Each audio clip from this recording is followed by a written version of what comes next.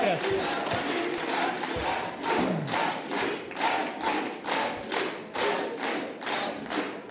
Thank you. Gracias. To my friend Alejo Vida Quatras, let me thank you for your leadership, and to say to the Spanish people, thank you for supporting the cause of freedom everywhere in the world, and particularly today in that place of the world that threatens freedom everywhere else in the world, and that is in Iran. I want to thank Juan Garces because he has been a champion of freedom wherever it is threatened. And I am particularly honored to say that he worked with my father, Senator Edward Kennedy, in the cause of freedom in Latin America, in Chile, when Pinochet was ruling his country with the disregard of human rights, just like Ahmadinejad is ruling Iran with the disregard of human rights. But he found an opponent across the sea in Spain, an attorney who knew that there needed to be justice and people without a voice needed a voice. Now that threat is in Tehran, and that threat is Khomeini and Ahmadinejad, who are repressing the people of Iran, just like every other dictator in history has repressed their people. We think that the struggle for freedom, as has been said, is a universal struggle. And we are reminded that we're all part of history. When my good friend and former speaker talked about Berlin, it was my uncle, President Kennedy, who said in the 60s, "Ich bin ein Berliner." He said he was a Berliner because the cause of the people of Berlin was a universal cause. And so today, where is freedom threatened the most?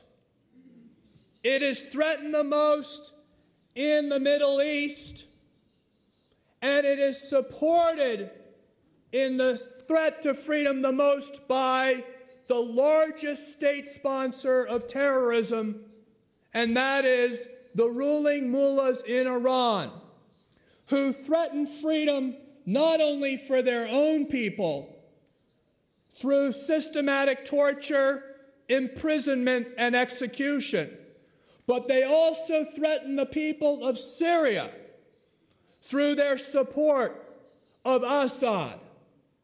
They threaten the stability of not only the Middle East through their support of terrorist groups like Hamas and Hezbollah, but they threaten the peace and security of the world by trying to manufacture a nuclear weapon in a neighborhood like the Middle East with all of its instability today.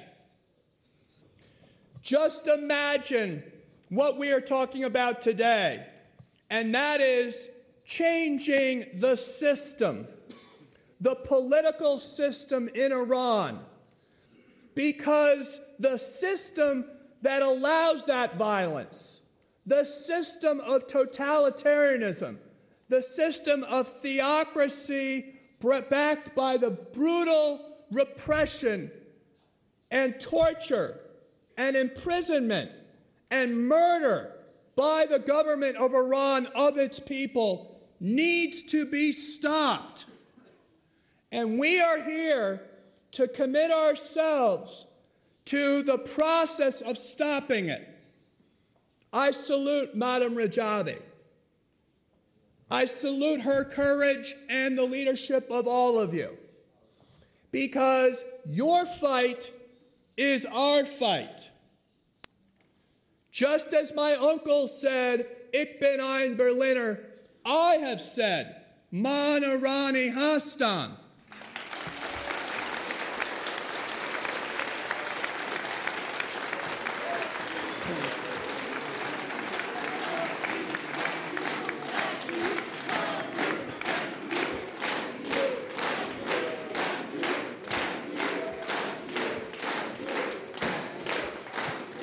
I have said this as a human being, and you will hear from a great lawyer, your own very great lawyer, on what it means to support human rights. But it basically means to treat others as you yourself would want to be treated. So if the people of Spain do not like fascism, then they should want a change in the fascist government in Iran. If the people of Spain like democracy and like voting, then they should be for the people of Iran for a process that supports democracy and voting for the people of Iran. We live in a small world. It is getting smaller every day, and therefore we cannot look at the threat of Iran as a threat that is existing somewhere else. It is a threat to us as a people around the world, and it's a threat to human rights.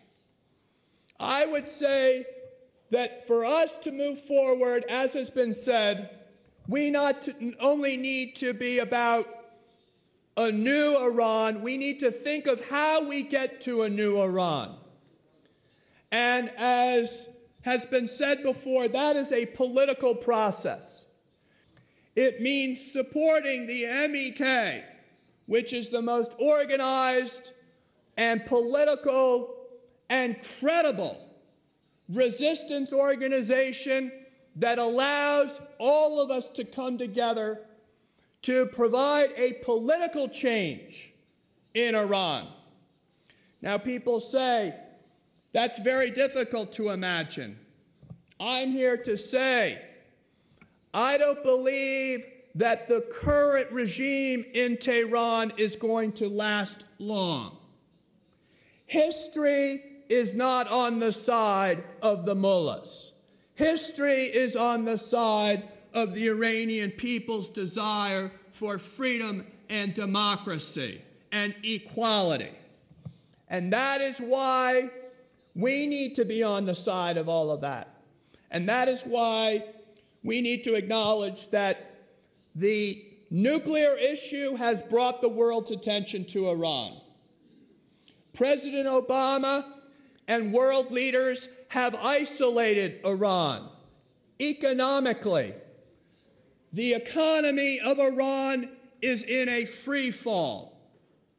The political stability of the mullahs and their theocracy and Ahmadinejad is unsustainable. And the world community is focused on Iran because of the nuclear threat. So we have an internal destabilization which allows political change to take place. We have an external focus on changing the nuclear ambitions of the current regime.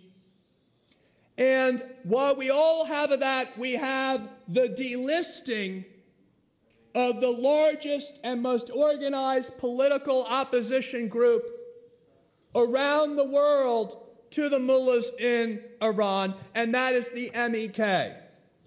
So we have the process today to organize around the MEK for a change in direction in Iran through a political process of supporting democratic change in Iran, supported by international pressure brought throughout the international community and expedited by the internal economic dissolution of the economy in Iran because of the sanctions.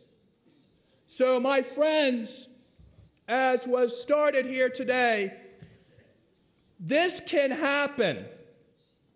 And not only it can happen sooner if we're organized and if we are clear on what our objectives are. So let me conclude by identifying some of these objectives. The fight of the people of Camp Ashraf and Camp Liberty has become a template, a proxy for the fight to free Iran.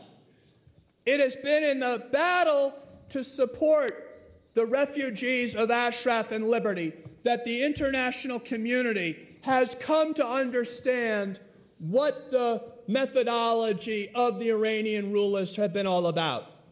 We've seen deception, we've seen murder, and we've seen the use of force by the proxy government, Iraq, who has become a pawn for the Iranian regime's effort to fight the MEK.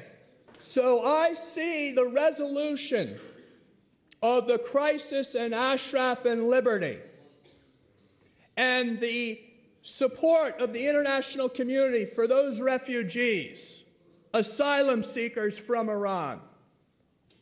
I see that as a fight that's going to take place exactly at the same time we see the fight take place to free all of the people of Iran from this brutal dictatorship that has murdered so many of their own people.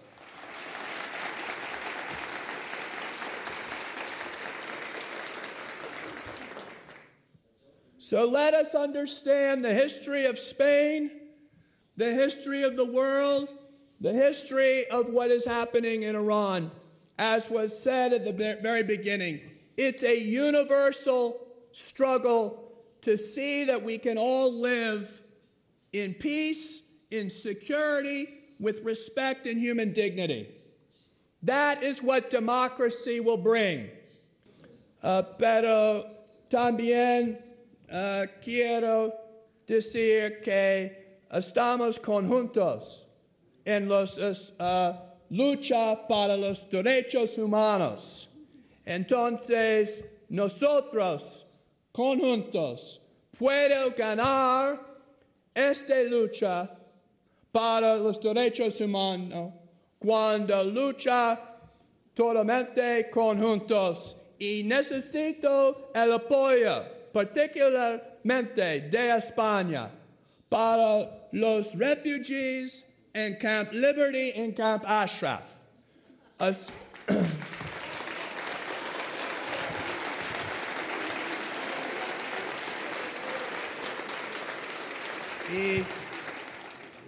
Porque ellos necesitan democracia y España tiene democracia. Últimamente, Irán voy a ¿cómo se dice? Tener democracia. Entonces, es un lucha de todos. Gracias.